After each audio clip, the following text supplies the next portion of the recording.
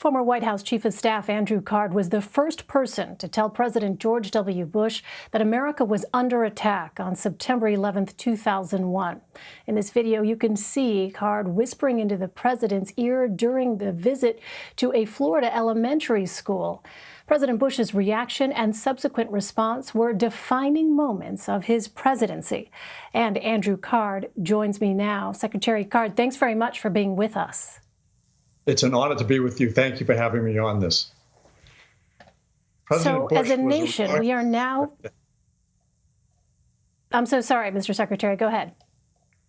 No, President Bush was a remarkable leader that day, but when he walked into that classroom, all he had been told was that it appears that a small twin-engine prop plane crashed into one of the towers at the World Trade Center in New York City. I then learned that it wasn't a small twin-engine prop plane, and then I learned of the second plane, and I had to make a decision what to tell the president. I carefully thought about the words I would use and decided I did not want to generate any comments that would cause him to ask me a question or have a debate or make comments, because I assumed a boom microphone was hanging over his head. So all I said to him was, a second plane hit the second tower. America is under attack. It was that moment that I believe he realized the responsibilities, the true responsibilities of being president of the United States, to preserve, protect, and defend the Constitution and the people of this country. And I want to ask you about that as someone who has, in fact, been there when a president of the United States has been faced with a crisis such as this. As a nation at this moment, we are now facing the COVID-19 pandemic, record wildfires in the West and Northwest, and another hurricane is bearing down on the Gulf Coast even as we speak. What is the role of a president in times of national crisis? The role is significant. Number one, the president must be a leader. Number two, he should tell the truth and recognize that there's a degree of empathy to the responsibility to lead. So you've got to be empathetic with the victims, empathetic with the people, empathetic with people who are afraid or uncertain. Yes, you want to be optimistic, but you can't be so optimistic that you fail to recognize the gravity of a situation. So it's really best to listen to experts and get good, wise counsel. Taste your words before you spit them out so that you don't create unintended consequences. And I think the most important aspect of presidential leadership is actually one where you engage the American people. Don't think of them as red or blue. And yes, this is a red and blue show, but yes, think of them as Americans. Everyone is impacted by what's happening during a crisis. So you don't pit one side against another. You pull people together. President Bush was elected in a very controversial election. The Supreme Court made the decision. The nation was divided in his early days as president. 9/11, 2001, we stopped being Republicans or Democrats. We were all Americans. And the president was the one who was leading us to come together to fight a common cause and also be cognizant of the concerns that people in the United States have, no matter what their background, no matter what their political philosophy, no matter what their party. So with that as our framework, I want to ask you about this current administration. President Trump has said repeatedly that no one could have seen this current pandemic coming.